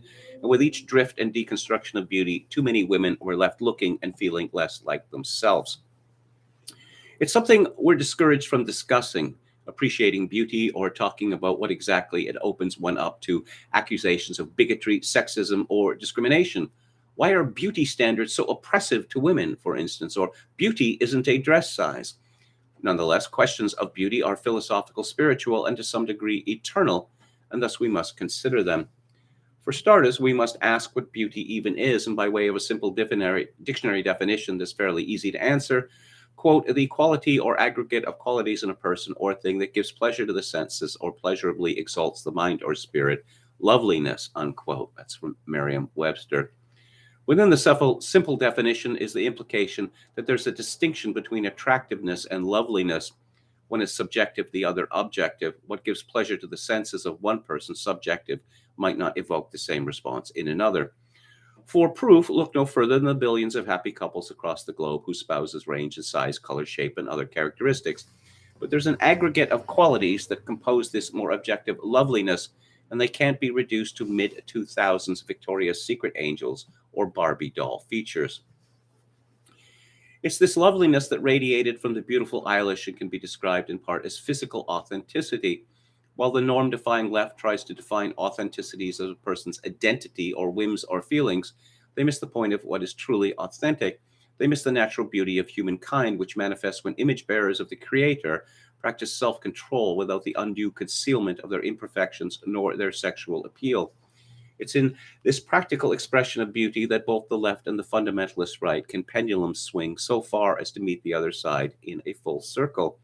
While the left tends to suppress beauty so as not to conform to a patriarchal standard of sex appeal, the fundamentalist religious right tends to react to sexualization with an elevation of the frumpy and androgynous under the banner of modesty. Yeah, well, I would rather side with the fundamentalist religious right than, say, those Catholic women who fly into a fury when it is pointed out, oh, I don't know, that perhaps women attending Mass, young women attending Mass, wearing only a tight, low-cut T-shirt and flip-flops is not appropriate. But back to the essay.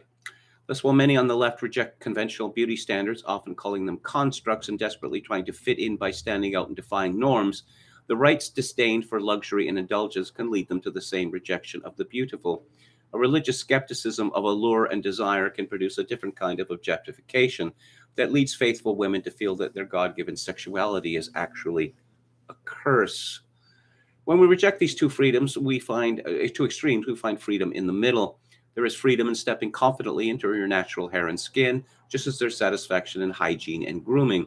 There's freedom in embracing the beauty of a healthy lifestyle and accepting both the power and responsibility of human sexuality and preserving and cultivating beauty in ourselves and others. Scripture tells us inner beauty is more important than outer beauty because the latter is fleeting, but that doesn't mean God thinks little of physical beauty. If he did, he probably wouldn't have made galaxies, flora, and fauna we'll never ever see for his own good pleasure. When he created the world and all that's in it, he called it good. He considered it lovely. Zempel concludes, don't let social movements and ugly attitudes shame you for pursuing and appreciating beauty. It's not an unrealistic standard. It's exactly what we were created to be. Well, there have been experiments done with babies, almost newborn babies, where they show them pictures of people who are considered to be good looking and people who are considered to be not good looking. And the results show that the babies spend a great deal more time looking at the pictures of people who are considered to be good looking. Now, this rage against beauty is like the rage against God. It really is, as I have dubbed it, an excess of secular democracy. The left hates beauty. The progressives hate beauty. They want to subvert it because beauty is a gift from God. It's not something that one can buy. And as far as the distinction between inner beauty and outer beauty, I don't really think there is that much of a distinction for the reason that there are many people with, women, say, with stereotypical good-looking or even beautiful features whose characters are manifested in their face and their voice. They're ugly characters manifested in their face or voice, which spoil their beauty, which makes them not beautiful and unattractive. So, final look at the chat. Oscar Toe says, I overheard one of my professors who wore a dashiki say every month is Black History Month to another Black professor, and oh, how they laughed down the hall. Don Willis says, I like Sly Stone. Well, everyone liked Sly Stone, the early Sly Stone. I wrote an essay about years ago that was published in, the American Spectator. I think it was called Don't Trust Any Rock Star Over 30.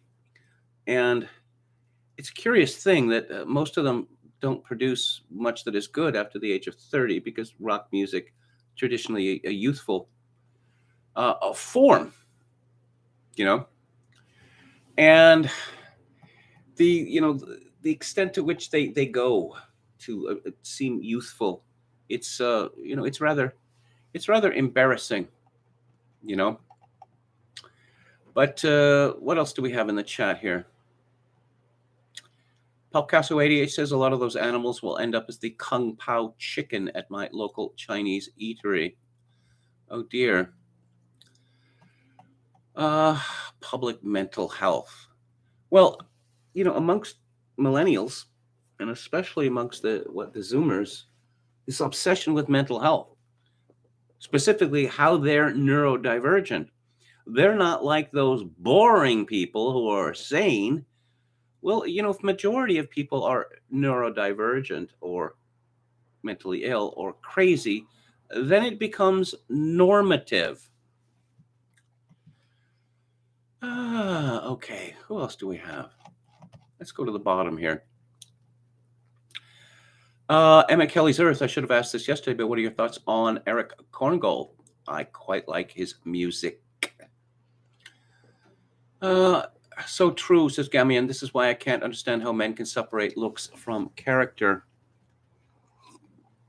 I mean, lots of men have had this experience that they find, a good-looking woman who, will go out with them, and they think, yeah, life's pretty good.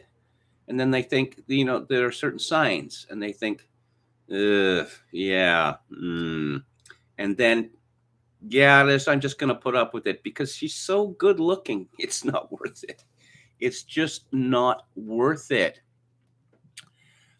Birkin Sultanov, as this is the meal. His meal for today: salmon with broccoli and whole rice today, full fat yogurt. I already told you my yogurt story. I think I'll end with that.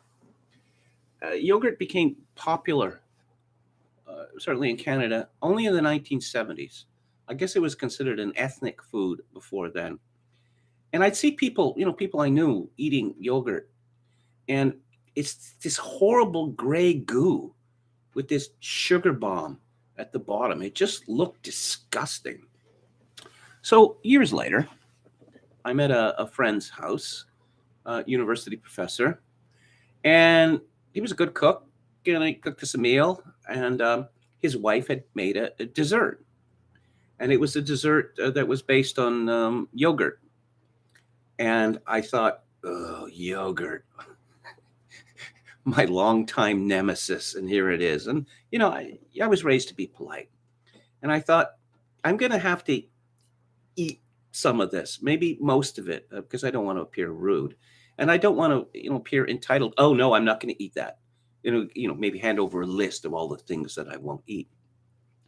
So I very tentatively started eating this yogurt-based dessert, and a strange thing happened. And I said to my friend, I thought that I knew yogurt and it was disgusting, but this is delicious. And he said, that's because it's real yogurt. I said, real yogurt? Tell me more. He said, well, that stuff that most people eat, most of the fat is taken from it. And it's the fat that gives yogurt its good taste. Oh, well, that was useful information, I must say. Chokin 666 says, I used to like Dan and yogurt in those big paper cartons. Georgian elders were the ad campaign. Now yogurt is all this pudding crap. SCTV did a bit in the early days with Catherine O'Hara and Andrea Martin as a very old woman and her mother. So like 100 and 125. And it was talking about how there's this village in Armenia or whatever where they live past 100, and it's all because of yogurt. And then I think at the end, the announcer says, yeah, well, who wants to eat yogurt for 120 years anyway? But then, as I say, I found out that real yogurt is delicious, and it's good for you because fat is good for you. Oh, the scientists, the experts, the medical community for close to half a century said, no, you want low fat, you want low fat. And what was it replaced with? It was replaced with sugar. Yeah, and how did that work out?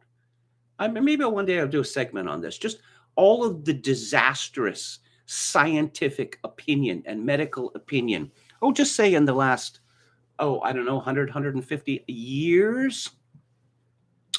Okay, that's it for today. I'm going to be back on the air tomorrow at 4 p.m. Pacific, 7 p.m. Eastern. Thank you all for tuning in. I appreciate it.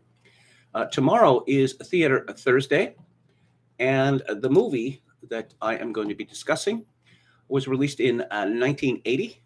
It's directed by an Englishman, Adrian Lyne, and it is called Foxes, and it stars Jodie Foster and Sally Kellerman, Randy Quaid, and Sherry Curie, who was the singer for the Runaways.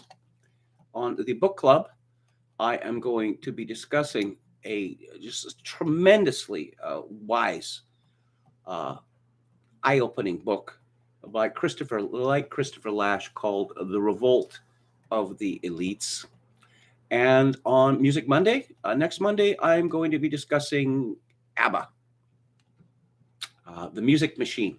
I'm going to be talking about how there was no rock tradition in Sweden and how ABBA basically synthesized everything that was available before they established their own style.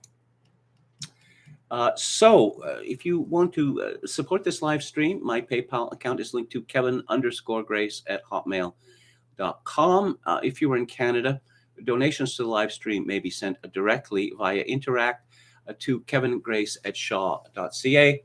And as always, I leave you with this benediction. In these days of social atomization and civilizational collapse, I dearly wish that you, my dear viewers and listeners, manage to forge a genuine human connection in order to ease the burden. Good night.